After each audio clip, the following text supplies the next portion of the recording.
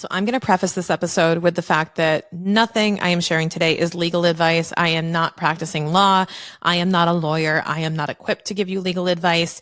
However, I am going to make a few observations on what I've seen recently in people's contracts who have either engaged with me or I have engaged with, or folks who are clients of mine, and I've reviewed some of their contracts for any type of financial obligations that they have. And I wanted to share some of these findings with you so that you can avoid some killer mistakes in the future. So with that being said, I'm going to dive in and give you some tips here. But anything you take away from today's episode, please take this and bring this to a legal professional.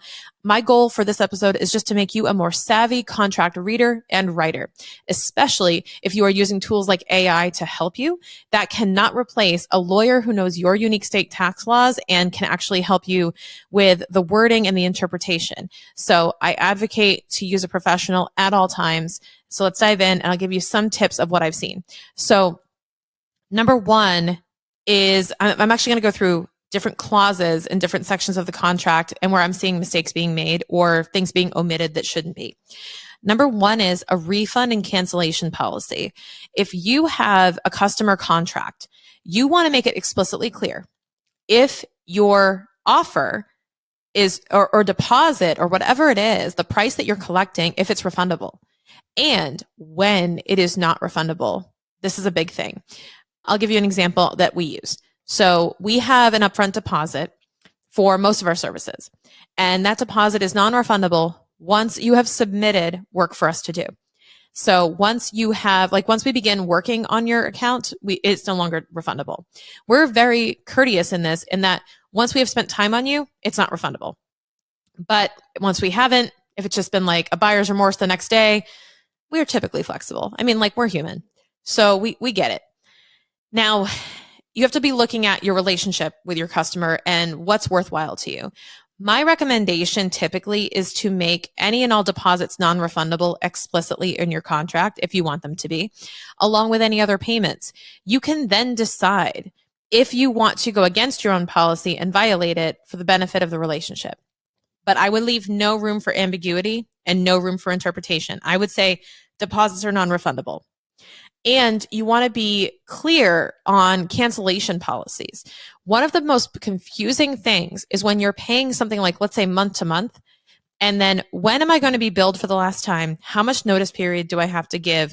When, or will I be a prorated? So prorated just means where, let's say I pay on the first of the month for a service, but I cancel effective immediately. Let's say there's no required term to give notice. The next month on the 15th of the month, I say, hey, I want to cancel. Okay, great. So what we'll do is we'll cancel today, and you will only pay for half a month, right? You'll only pay for month 2 at half a month because you're going to cancel effective today. A lot of companies do this, a lot of subscription services. They'll say you can cancel effective immediately and we will prorate so that you're not paying for the unused time. This is typically common when you're paying for time. You're paying for the use of something over the course of, say, a month, like rent or things like that. You can actually prorate it sometimes. But sometimes they will make you pay for the whole month and say, okay, great, we're going to put you in to cancel at the end of the month when your next billing cycle comes through. And you can just use our services through the end of the month as you see fit. Now, you may want to consider something that's more immediate effective date if you're offering access to something, or quite frankly, if this customer is disgruntled in any way, you want to make sure you're terminating access and terminating their ability to do anything harmful to you.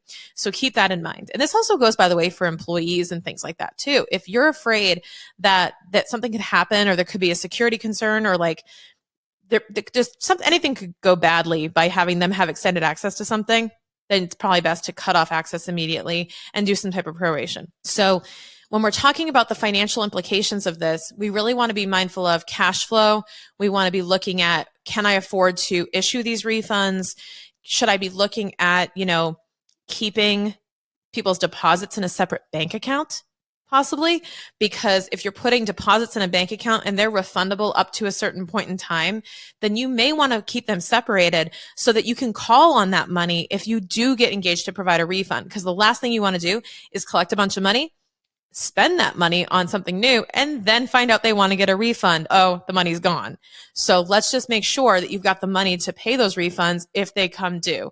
And you want to be observing how long it takes before your customer typically won't refund. So for example, we have a CFO service, and I will tell you that, I haven't really had this happen, but I haven't had this happen where someone's canceled on me, but I have found that when we have our full CFO service, typically after month 3, it's almost guaranteed they're not going to cancel, because month 3 is kind of where we get in stride, where we've seen results. We're seeing the financial statements really come to light, and we're starting to deliver really good value, where we need that ramp up time to onboard. So I would say that our biggest risk of cancellation is in our first 3 months if people aren't giving us the chance to deliver all the value, or that there's hiccups along the way. That is probably the highest chance based on our experience. So given that, if somebody stays for 3 months, then I consider, okay, like we're not going to have to refund any deposits or anything. We do operate on a month-to-month contract with a money-back guarantee as well. So that is risky to us, but we're willing to assume the risk because we are confident in the value. So you want to be honest with yourself. Are you confident in the value, and are you confident in the likelihood of refunds getting engaged with you? So that's one thing. The next thing you want to look into is, does your contract specify how confidential information is handled in intellectual property? And this goes both ways. So this could be you handling confidential information that your client possesses, like we do, because you guys are giving us your social security numbers, your EIN numbers, your tax returns, and you're entrusting them to us. So we want to make sure that we lay out our treatment of those confidential pieces of data in our contract, so that you know how we're treating them, how we're handling them, that we have cybersecurity measures in place, and so on. If you are the business owner, you want to be able to share that. Now, do not lie, do not embellish, do not over-exaggerate your systems. Make it known who is responsible in the event of a security breach. Make it known what happens if there is one. And I would try to absolve yourself of all responsibility if, say, one of your softwares gets breached. There's nothing you can do about that, really. So if something happens, you want to make sure it's in there that, like, you are not going to hold us accountable to a security breach that happens at one of our software providers, things like that. So confidentiality and intellectual property is key. The other reason why confidentiality and intellectual property comes into play is because your customer will have access to certain intellectual property that you deliver. So I'm going to give you an example that I've seen from experience. I have a client who offered a coaching program in a platform called Kajabi, which we also use. And once the person bought the offer, it unlocked instant access to their course, their entire course library. This is what they bought, so this is totally normal. However, what ended up happening was the person immediately asked for a refund like the next day, but downloaded all the deliverables. So they downloaded everything and they tried to cancel.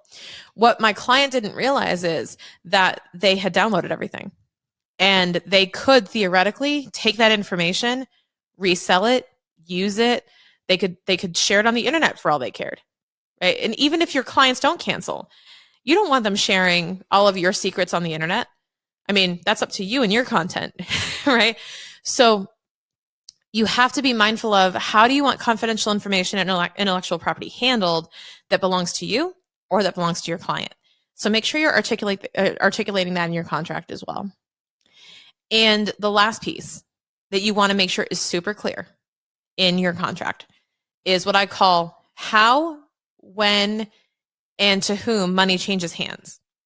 Okay, so what I mean by that is payment terms, collection terms, all the things. So let's say you offer a program, and my recommendation, by the way, is to set up some type of auto pay and collect payment information up front, and then just hit the card on a certain regimen. I would not recommend, if you can avoid it, sending invoices at an installment period. So what I mean by that is, if you have a monthly service, don't send an invoice every single month for them to pay. It's kind of obnoxious. It also makes them consciously rebuy your offer every month and consciously remind them that they can cancel it.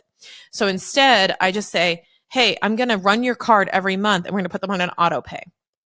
Auto pay is so much cleaner, so much easier. It requires no intervention by them, and it's just easier for everyone. You don't have to worry about collecting. But you want to make sure it's really clear how this money will be exchanged, especially if you have uneven deposit chunks. There are a few people I know who run coaching programs, and what they will do is have an upfront option or a payment plan. and they will run the card for 2 or 3 installments over the course of X number of months. You want to make it super clear of how that's going to play out, what time of the month that will come out.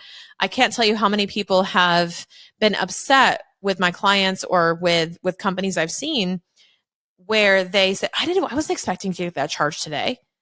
But it's like, but you engaged with us on the third of the month and we just kept running it for the third of well, I didn't know that was going to come. I didn't know.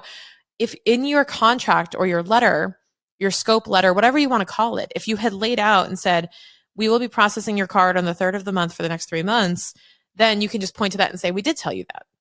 So anything that you need to articulate that could be a source of conflict or resistance should be explicitly stated in your contracts, for sure.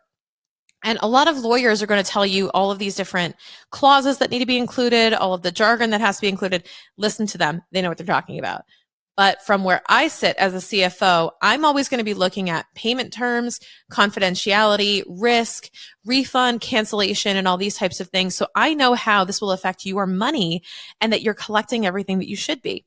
And likewise, if I have a customer who is looking at, or a client of mine who's looking at their contracts with vendors, or just when they are in the position of the customer, I also want to look at those as well to make sure that the payment terms are fair to us. So you always want to be kind of thinking, how could I get screwed by this? Or how could they get screwed by this? And how can we basically prevent those things from happening? So take a look. My challenge to you for this week, for this episode, is to take a look at your contracts that you have, your main customer contract. Take a read through it and see if there's anything that could be confusing, ambiguous, unclear, and do your best to clarify it. Work with a lawyer if you need to. Best of luck, and I hope this serves you in keeping more of what you earn.